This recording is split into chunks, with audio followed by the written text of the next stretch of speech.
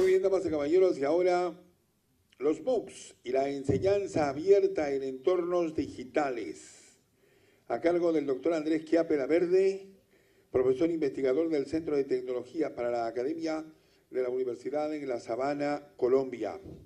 Pues diremos que es doctor en Ciencias de la Educación de la Universidad de Caldas, Manizales, Colombia, magíster en Tecnología Educativa, especialista en Investigación y Docencia Universitaria, director de la Maestría en Informática Educativa de la Universidad de La Sabana, profesor asociado del Centro de Tecnología para la Academia de la Universidad de La Sabana, diseñador industrial, especialista en Investigación y Docencia Universitaria, magíster en Tecnología Educativa, doctor en Ciencias de la Educación. Desde finales de la década de los 90, se ha dedicado al estudio del uso y apropiación de los TICs en educación y su aplicación a programas de educación a distancia y virtual. El doctor Chiappe ha dirigido unidades académicas especializadas en educación virtual y ha participado en equipos interdisciplinarios de diseño de programas académicos virtuales, asesor institucional en procesos de virtualización de programas educativos para educación superior. Por eso, con mucho gusto, vamos a presentar desde Colombia al doctor Andrés Chiappe Laverde.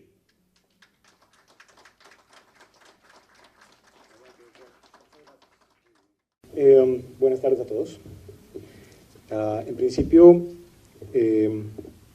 un agradecimiento profundo a la universidad y a la organización de este tercer foro andino Virtual Educa por la invitación que me extendieron para conversar con ustedes acerca de los MOOCs y la enseñanza abierta en entornos digitales. De hecho, la expositora que me antecedió acabo de mencionar ese tema,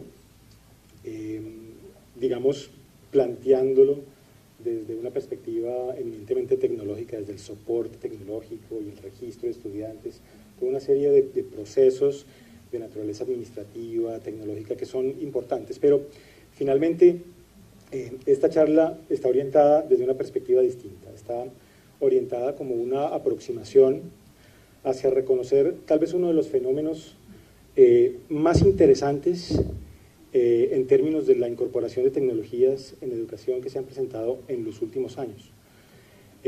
Cursos a los cuales se pueden inscribir cientos, decenas, miles de personas al mismo tiempo, sin pagar un peso pues, en Colombia, o un nuevo sol, o un dólar, que interactúan al mismo tiempo en distintos escenarios y que supone una tendencia internacional muy representativa y que, digamos, está generando una serie de expectativas dentro de las instituciones de educación superior, sobre todo, y que, pues, digamos, hacen que en este momento vayamos a orientar este tema. Quisiera arrancar por esta diapositiva. Son noticias, y digamos que son noticias que van saliendo muy rápido.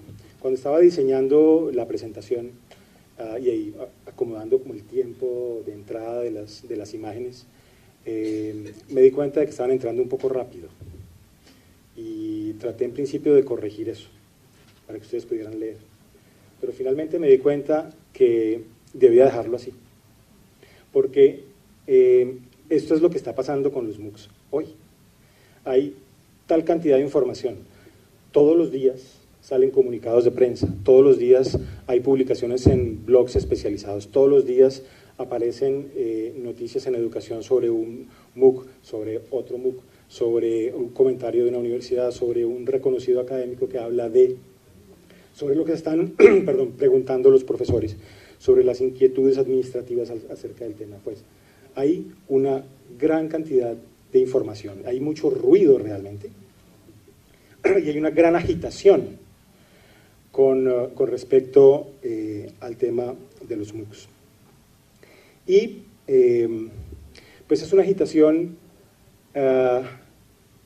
digamos, que tiene mucho sentido, porque este tipo de aproximación a un proceso formativo tan distinta desde el punto de vista de lo que hasta el momento se ha desarrollado en temas de virtualidad. ¿Sí? Si reconocemos el desarrollo de e-learning desde mediados de los 90 hasta acá, todo el desarrollo que se ha venido consolidando y que ha costado tanto consolidar en las universidades, en este momento tiene un punto de quiebre con este tipo de propuestas, porque representan una forma diametralmente opuesta de concebir un proceso formativo en línea. Y desde luego está sucediendo mucho y mucha gente se lo está tomando en serio. Esta es una imagen que la publicó el Chronicle. Me llegó a través de una red social hace un tiempo y representa un pequeño mapa de grandes jugadores que están relacionándose en cuestiones de los MOOCs. Y si nosotros le echamos una miradita a ese diagrama, lo primero que nos podemos dar cuenta es que se están generando marcas. Ese es el primer elemento que es un tanto extraño de este fenómeno. Es decir, aquí no están las universidades, no están las instituciones que generan los saberes. Estamos generando marcas alrededor de los MOOCs, donde dentro de las marcas, de manera subsidiaria, están participando las universidades.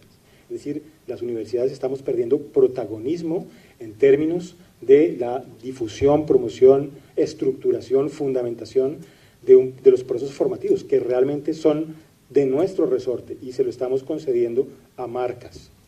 Ese es un primer elemento que es importante reconocer. Un segundo elemento son la gran diversidad de jugadores, de grandes jugadores alrededor del tema. Aquí hay básicamente 4 grupos distintos. En la parte superior derecha están organizaciones sin ánimo de lucro. Pues bueno, hay muchas reconocidas, ¿no? Está, para mencionar una, la Fundación de Bill y Melinda Gates, y otra cantidad pues, de organizaciones pues, de mucho prestigio internacional. En la parte de abajo, en gris, están las universidades, las grandes universidades que en este momento están participando de este tema. Hacia el lado izquierdo, abajo, están compañías. O sea, estamos viendo que el sector privado, que es con ánimo de lucro, está participando de este tipo de procesos que son, digamos, evidentemente gratuitos. Eso sumado al último conjunto de jugadores, los inversionistas de capital. Entonces, este tipo de cosas empiezan a generar una cantidad de preguntas, más cuando vemos que esas flechas contienen, digamos, flujos de dinero entre esos jugadores y las marcas que están en este momento englobando el tema de MOOCs. Para mencionar un par de cosas, $5.5 millones de la Fundación Bill y Melinda Gates a Khan Academy, y entre Harvard y el MIT, $60 millones al edX, $2 millones de parte de Google a Khan Academy, y entre bueno, Andreessen Horowitz y New Enterprise Associates, $16 millones a Coursera. Es decir, aquí hay una cantidad de instancias que se están tomando muy en serio el tema de los MOOCs y están tomándoselo tan en serio que están fluyendo semejantes cifras en dólares. Y la cosa empieza a ponerse interesante cuando miramos como el sustrato fundamental de este tema. Es decir, son cursos gratis. Bien. ¿Dónde está el asunto dentro de este ejercicio? Y pues bueno, digamos que a medida que vayamos mirando algunos de estos elementos, finalmente podremos llegar a concebir realmente dónde está el asunto fundamental allí. Bien. Bien, entonces, para profundizar un poquitico en lo que significa un MOOC, más allá del tema de concebir un curso al cual le caben 20.000 personas y que no hay que pagar. La idea es entrar a desmenuzar un poquitico el término MOOC para poder comprender las implicaciones que tiene trabajar con un MOOC. Entonces, pues bueno, es una palabra de 4 letras, bastante sencillo, ¿sí? Y tiene cada letra una implicación distinta. Es un curso, es en línea, es abierto y es masivo. Y es importante reconocer la importancia de los 4 componentes. Porque si asumimos o si eliminamos cualquiera de los 3, pues estaríamos hablando de otra cosa. En principio, aquí tendremos que analizar las implicaciones de concebir esto tal cual como se creó y mirar realmente eso teórica y de manera práctica, qué implicaciones tiene para la institución y qué implicaciones tiene para la práctica del maestro, para las perspectivas de los estudiantes, etcétera, una cantidad de escenarios. Entonces, vamos a mirar las 2 primeras. Las 2 primeras letras son tal vez las más fáciles de explicar y también las más fáciles de entender. Es un curso en línea. Y como curso tiene exactamente los mismos componentes que cualquier otro curso. O sea, no hay que concebirlo realmente distinto. Es un curso y como tal, como un ambiente de aprendizaje, tiene una cantidad de componentes. Tiene personas, tiene profesores, tiene estudiantes, tiene recursos, tiene canales de comunicación, tiene espacios de interacción, tiene procesos de evaluación, tiene procesos de realimentación, procesos de planeación, ejecución, soporte informático, etcétera, etcétera. Tiene una cantidad de cosas. Tiene las mismas cosas de cualquier curso. La cosa es que, siendo las mismas cosas, no se presentan de la misma manera. Son y están distintos y se relacionan cada uno de esos elementos de manera muy distinta a la que estamos acostumbrados en cualquier otro escenario relativamente parecido, como podría ser un escenario e-learning. Y el otro elemento es un curso en línea. Eso quiere decir, pues, ni más ni menos que el proceso formativo se desarrolla a través de Internet. ¿Sí? Si digamos, concebimos 3 grandes bloques de incorporación de tecnologías en educación, considerando pues, que eso es una gama de grises muy grande, pero uno podría, digamos, ubicar tres grandes bloques. En un extremo, el uso de tecnologías como apoyo a la presencialidad, en donde, digamos, el proceso formativo se da en la lógica y en las dinámicas de lo presencial, y las TIC tienen un papel, digamos, de coadyuvante, de apoyo, de desarrollo, pero digamos que no se mete mucho en el proceso de formación. Ese es un primer escenario. Un segundo escenario, que es un escenario híbrido, mixto, que se conoce como blended learning, en el cual hay procesos presenciales que van de manera paralela con procesos virtuales, ya sean complementarios o articulados de manera simbiótica.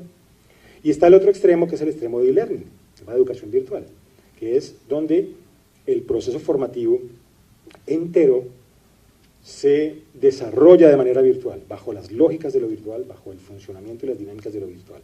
Ese es el escenario de funcionamiento de los MOOCs.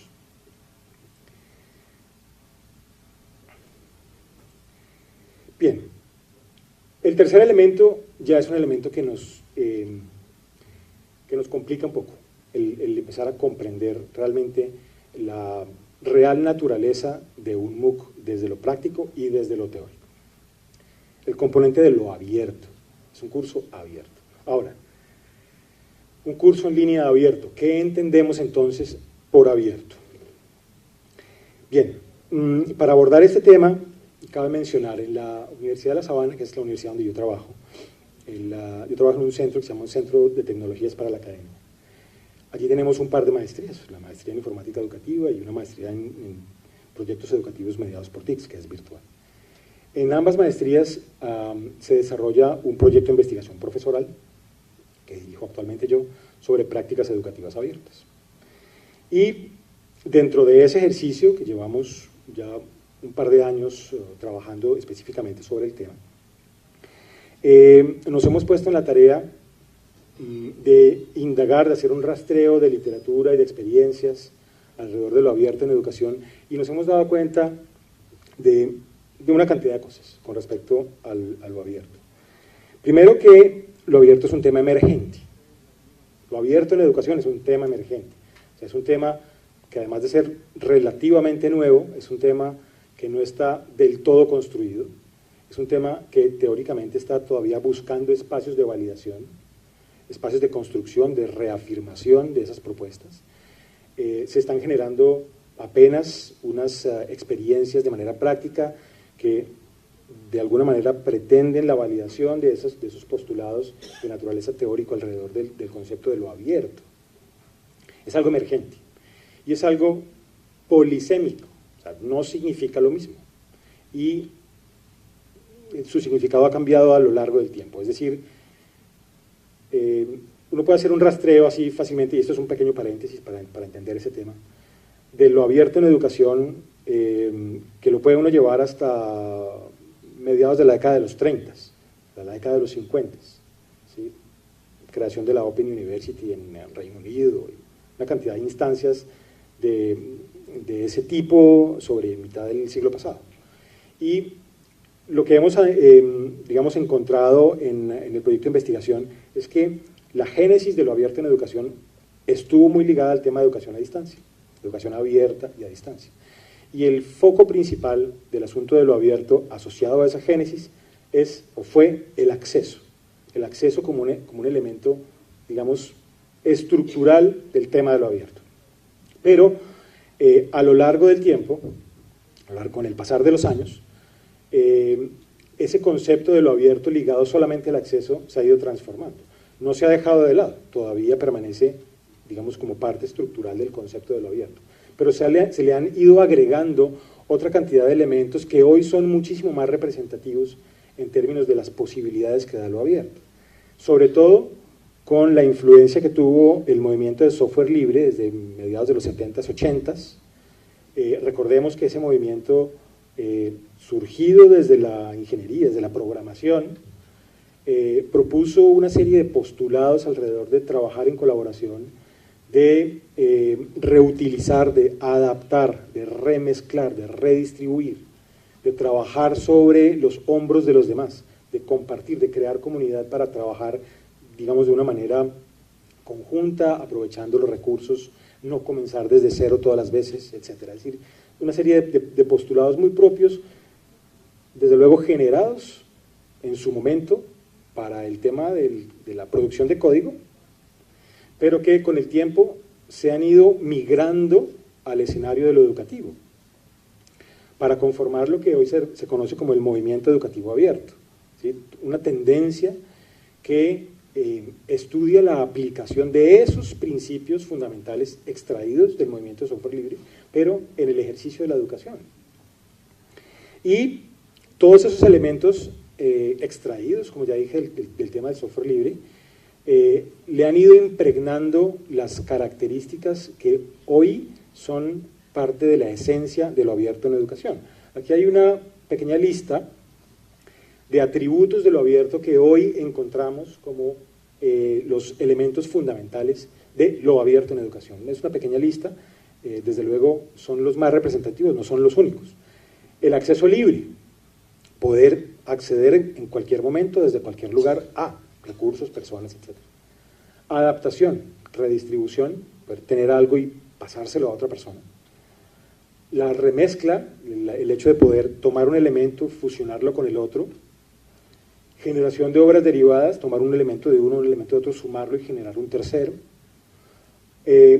La colaboración, la inclusión y un elemento adicional que me lo salté allí, que hemos encontrado que es tal vez uno de los elementos dentro del concepto de lo abierto que más tiene que ver con el tema de los MOOCs, que es la articulación de lo formal con lo informal. Hay un académico norteamericano que se llama Jay Cross, que tiene propone una metáfora muy linda para entender las diferencias entre educación formal y educación no formal. Él dice que la educación formal es como hacer un viaje en autobús y la educación informal es como hacer un viaje en automóvil. Y la diferencia entre las dos pues se puede apreciar cuando uno empieza a mirar las diferencias entre hacer ese tipo de viaje. Cuando yo hago un viaje en autobús, yo tengo que salir a la hora que sale el autobús, yo no puedo hacer nada al respecto. El autobús sale a una hora, llega a una hora, se va por un camino. Yo no puedo escoger con quién me siento, el que coge etiqueta y se sentó al lado mío. Yo no puedo escoger en dónde va a parar ese autobús, ni la ruta que va a coger para llegar al destino. En automóvil es otra cosa totalmente distinta. Si estamos hablando de educación no formal, ¿cierto? Sí, no, informal, no formal. Es como viajar en autobús. Yo decido cuándo arranco, y decido para dónde voy, y decido a quién invito, y decido cuándo paro, y si me devuelvo. Y también puedo eventualmente parar en la misma parada donde para el autobús, y encontrarme con los del autobús. Bien, esas son como algunas diferencias que tipifican mucho el condimento esencial de los procesos formativos típicos de los MOOCs, en términos de que parte de los atributos de esta lista se deben ver reflejados en las dinámicas propias de los MOOCs. ¿Por qué? Pues porque es un curso abierto, ¿sí? Y abierto es más allá de gratuito, mucho más allá de gratuito. La idea es incorporar estos elementos, tal vez no todos, porque algo que hemos encontrado también en la investigación es que lo abierto significa todas estas cosas, pero no todas al tiempo, ¿sí? En algunas ocasiones se dan unas, en algunas ocasiones se dan otras, pero sí es importante reconocer que más allá del acceso hay una cantidad de características propias de lo abierto que deben verse reflejadas en las prácticas educativas abiertas. Y de hecho los MOOCs se reconocen como una expresión de una práctica educativa en particular, que es la enseñanza abierta, y de allí el título de esta charla. Los MOOCs son una expresión bastante interesante de lo que se reconoce como enseñar de manera abierta, enseñanza de manera abierta, que es mucho más allá que enseñar con recursos abiertos, por ejemplo, pero aquí ya me estoy adelantando un poquito. Pero para llegar allá, ya tratando de cerrar un poco este gran paréntesis, lo abierto en educación, todo ese fenómeno que incorpora todos estos atributos al ejercicio de la educación, ha tenido en los últimos años un par de nichos de actuación muy claros. El primer nicho tiene que ver con los recursos educativos abiertos. Bien, aquí está la definición pues, de la UNESCO, no la voy a leer. Simplemente hay que acotar que la definición de recursos educativos abiertos de la UNESCO y de otros autores que hablan de lo mismo, recoge, desde luego, buena parte de los atributos que estaban en la lista anterior. Estamos hablando de elementos que se pueden adaptar, que se pueden remezclar, a los cuales se puede acceder de manera libre, que se pueden licenciar, etcétera, para que otras personas los utilicen, los transformen, los modifiquen. Bien, este es uno de los nichos de actuación de lo abierto en educación, bastante concreto. Perdón. Y, desde luego, el otro nicho de actuación son las prácticas educativas abiertas. Uno es recursos educativos abiertos, el otro es prácticas educativas abiertas. Y resulta que luego de muchos años de iniciativas y de proyectos y de capacitación de profesores en muchos países de Latinoamérica y en el mundo, nos hemos dado cuenta de que trabajar con recursos educativos abiertos no es suficiente, o exclusivamente, no es suficiente. Que hacer repositorios de este tipo de materiales para que puedan ser descargados y, digamos, realimentados o redistribuidos o reutilizados, no es suficiente. Y que producir recursos educativos abiertos, si bien es recomendable, no es suficiente. Porque por vía exclusiva del manejo, uso, producción de recursos, no se ha generado transformación. Las expectativas que se han puesto durante muchos años con el tema de objetos de aprendizaje, por ejemplo, que son un tipo de recurso educativo abierto, realmente no han generado las transformaciones que se esperan. Es un camino que hay que caminar, desde luego, que genera una cantidad de procesos interesantes, pero que finalmente lo que hemos visto es que el nivel de transformación de la práctica pedagógica en los maestros pues no se ha dado. No va a los colegios, los profesores siguen enseñando exactamente de la misma manera. Así se hayan capacitado, han hecho 7 cursos sobre recursos, sobre prácticas, sobre uso de Internet. La mayoría de los maestros sigue haciendo lo mismo de siempre. Entonces nos hemos dado cuenta que no es suficiente y desde luego la otra alternativa es, hombre, no pensemos en que lo abierto sea el contenido, pensemos en que lo abierto sea la práctica. ¿sí? Que los atributos de lo abierto no sean solo una característica del contenido, que el contenido se pueda transformar, madurar, ajustar, personalizar. Apliquemos esos atributos de lo abierto a las prácticas educativas, ¿sí? Y allí pues hay una práctica educativa en particular, que es la enseñanza abierta, que digamos es el contexto, el marco dentro del cual se desarrolla el concepto de MOOC. Bien, entonces, ¿cuál ha sido el lío que hemos tenido desde el punto de vista de la investigación? En que la literatura actual sobre prácticas educativas abiertas no nos da mucho margen de trabajo. Si nosotros miramos aquí, hay un par de definiciones que son las más representativas hoy en día acerca de definiciones alrededor de prácticas educativas abiertas. Y en rojo están señalados los elementos que tienen en común.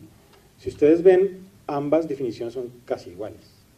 Y lo que tienen en común ambas definiciones es que se reconocen las prácticas abiertas en función del uso, producción, reutilización de recursos educativos abiertos.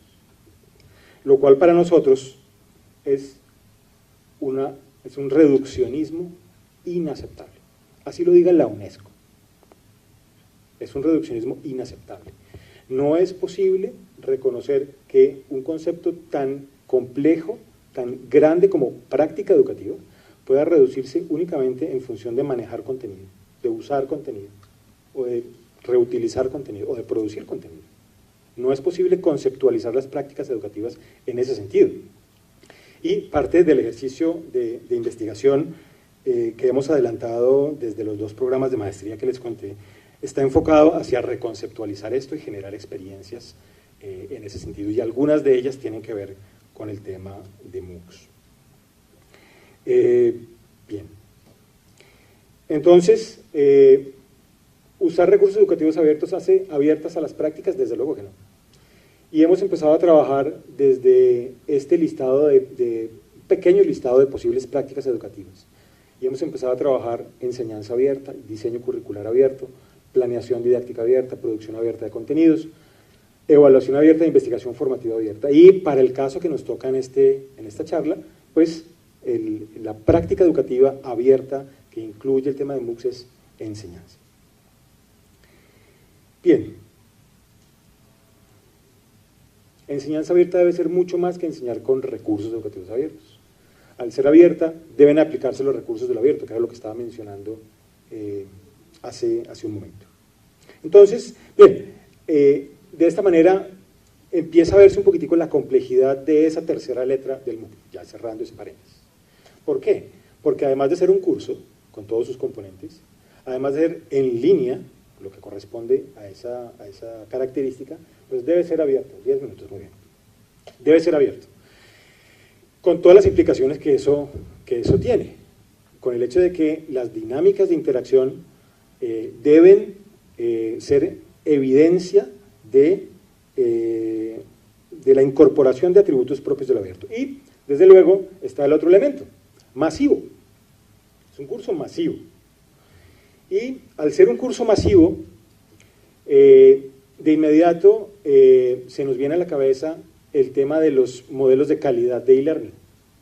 Porque desde que empezó a trabajarse e-learning, desde mitad de los 90s, hay un elemento que es, digamos, tácitamente reconocido en la academia alrededor de este tema, y es que los modelos de calidad están orientados hacia la personalización. Es decir, un profesor que ya no dicta clase, que se encarga de transformar su rol hacia un facilitador, hacia un tutor, hacia un acompañante, que buena parte de esas palabras son lugares comunes ya, a veces no significan mucho, pero digamos que ese profesor tiene un rol totalmente distinto, y es un rol que finalmente se orienta hacia el acompañamiento y el seguimiento individual de sus estudiantes. Propone unas actividades, hace realimentación, seguimiento, evaluación, etc. Es un proceso muy de naturaleza personal. Pues bien, ese modelo de calidad de e-learning en este momento se rompe con esa primera letra, porque es prácticamente imposible hacer un proceso personalizado a 20.000 personas. a no ser que tuviéramos un ejército de asistentes. Pero, desde luego, un ejército de asistentes de entrada supone una cierta inviabilidad más allá de lo que significa invertir en un proceso que no genera matrículas. De hecho, buena parte de la oferta actual de MOOCs no son MOOCs, atendiendo a la complejidad de sus 4 elementos.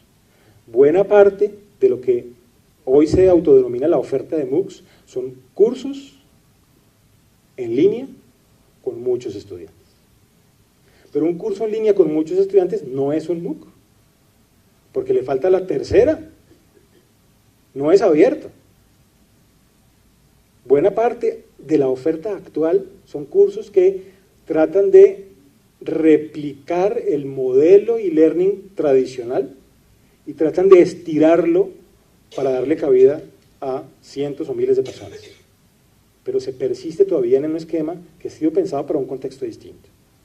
Y no se están involucrando los atributos propios de lo abierto dentro del diseño de interacción del MOOC. Y, en ese orden de ideas, se formula una propuesta, ya para terminar, creo que me quedan 5 minutos, un modelo de interacción de MOOCs en el cual se advierten los distintos elementos de este tema. Entonces, por ejemplo, tenemos arriba, voy a tratar de explicarlo rápidamente, un profesor titular, el profesor del MOOC, que tiene una serie de roles, y un primer rol es creador de contenido, y crea un contenido que tiene una particularidad, y es que es un contenido semilla. ¿Qué es un contenido semilla? Como su nombre lo indica, pues una semilla crece, se desarrolla. En ese orden de ideas, la característica fundamental de un contenido en un MOOC es que el contenido que se propone en un MOOC no es el contenido del MOOC, el contenido que se propone y con el cual se acaba, sino que se da la posibilidad de que a través de la interacción de sus participantes, esa interacción genere transformaciones en el contenido mismo del curso, a través de la aplicación de adaptación y remezcla. Es decir, el mismo contenido es un contenido de naturaleza distinta, es susceptible de modificarse, no es el contenido definitivo, lo que yo como profesor le voy a enseñar, sino que es un contenido susceptible de transformar. Y otro elemento interesante son los estudiantes, están allí abajo. Desde luego es una masa de estudiantes, digamos que son miles de estudiantes. Y desde luego, como no es un ejercicio en el cual le quepa la personalización y no hay un profesor para decirte qué tienes que hacer, la fundamentación pedagógica debajo, la que subyace a los modelos de interacción, desde luego tiene que ver con dos teorías. Una relacionada con conectivismo, atendiendo a que uno de los gestores de esta idea es George Siemens, con Stephen Downes, un par de académicos canadienses, que trabaja, George Siemens trabaja básicamente, o formuló la propuesta de conectivismo. Y también hay otro elemento aquí que es muy, muy interesante, que es el peer learning, el aprendizaje por pares, que es tal vez la teoría que soporta todo el ejercicio de interacción y de aprendizaje dentro del MOOC. Desde luego, la única manera de trabajar dentro de este esquema es que yo aprendo con mi par y por mi par. No es el profesor el que me enseña, sino que a través de un trabajo por grupos, subsidiado por unos contenidos y por unas actividades de aprendizaje, son las interacciones entre grupos de trabajo los que posibilitan el aprendizaje de los miembros de esos equipos de trabajo. Y esos equipos de trabajo generan una exteriorización del aprendizaje allá abajo, es decir, generan productos intelectuales. Y esos productos intelectuales se recogen a través de redes sociales, por ejemplo, o a través de algunas plataformas. Y esas redes sociales esos productos en redes sociales son las que le permiten a unos profesores asistentes capturar esas interacciones, filtrar las interacciones y producir un insumo para la realimentación. Porque los procesos de realimentación no son personales, no es posible realimentar a 20.000 personas, cada una por aparte. Se puede hacer una realimentación, pero de manera pública. Pero la única manera de hacer una realimentación de manera pública es hacer un ejercicio muy complejo de captura de esa producción que surge de distintos grupos de trabajo que están en distintos lugares, hacer un filtrado, una interpretación, algo así como una minería de textos, como un pequeño proceso de investigación cualitativa, extraer de allí patrones de información que le sirvan al profesor para hacer una realimentación de manera pública. Entonces, de esa manera se va gestando un ciclo, una dinámica de interacción entre pares en estudiantes, interacción entre pares asistentes, realimentación de manera pública, producción de contenido que se transforma, producción intelectual de los estudiantes que nutre el contenido mismo del curso, y el curso mismo se transforma por vía de la interacción de quienes participan de él. Pues, en fin, tiene otra cantidad de detalles, pero igual tampoco tengo mucho más tiempo para dedicarme a eso. Para finalizar, dos asuntos interesantes. El primero es la deserción. Hasta hace poco teníamos pálpitos con relación a la deserción, teníamos conjeturas. Sabíamos, sin mucha prueba, que los niveles de deserción de los MOOC eran muy altos. Recientemente me llegaron a mi correo un par de artículos de una revista que se llama EduCourse Review, sobre MOOCs precisamente, y en esos artículos hablaban de estudios sobre deserción. O sea, ya tenemos pruebas, tenemos información fehaciente, que nos dice que los niveles de deserción de los MOOCs están por el orden del 80%. Bien, 8 de cada 10 no terminan un MOOC. Bien, y pues eso sonaría complicado. Pero aquí el punto es que hay que empezar a reconocer que tal vez en el contexto de los MOOCs la deserción está empezando a dejar de ser un indicador negativo del proceso de formación. Mirémoslo desde una perspectiva. Y esto lo estoy tomando también de ese artículo, hay distintos tipos de estudiantes que entran a un MOOC. En este artículo hablaban de unos navegantes, unos activos y unos participativos. O sea, no todos los estudiantes que entran a un MOOC tienen las mismas intenciones, y de hecho la deserción se está empezando a mirar de acuerdo a la intención del estudiante. Cuando el estudiante es un estudiante navegante, es un estudiante que entra al MOOC, pues no le cuesta nada. Entra al MOOC, revisa, descarga unos contenidos, aprende de esa descarga eventualmente, de pronto participa con algunos grupos y a través de esa participación genera unos aprendizajes por vía de la interacción con pares. Terminó de hacer su ejercicio y se va. Muy probablemente los MOOCs tienen una cartera de contenidos, 5 contenidos, digamos. Y a mí solo me interesan 2. Yo vine, participé, aprendí lo que tenía que aprender y me fui. ¿Por qué razón tendría yo que quedarme con los otros 3? Los otros 3 no me interesan. Es un ejercicio en el cual una persona no terminó, pero vino y aprendió lo que tenía que aprender. Desde luego, en ese orden de ideas, la deserción deja de ser un indicador negativo, porque básicamente ese espacio cumplió su función. Entonces, este es un llamado de atención sobre que hay que empezar a mirar los indicadores desde el punto de vista de gestión educativa, desde una perspectiva totalmente distinta, porque es un escenario de unas características de uso totalmente distintas. Y ya el último son los modelos de negocio de los MOOCs. Desde luego, mirábamos que hay mucha gente invirtiendo, hay mucho dinero alrededor de los MOOCs. Pues bien, aquí hay una cantidad de asuntos que son muy interesantes. ¿Por qué realmente a una institución le interesaría desarrollar un MOOC? Porque pues, un MOOC cuesta un dinero, desarrollarlo cuesta un dinero, crear contenido cuesta un dinero, desarrollar o aplicar una plataforma, pagarle a un profesor, etcétera, etcétera, cuesta un dinero. Pero los MOOCs no te cobran. Pues bueno, hay algunos modelos que están allí subyacentes. El primer modelo tiene que ver con el tema de visibilidad. Es decir, son una cantidad de intangibles desde el punto de vista institucional que valen la pena la inversión. Hacer presencia en línea.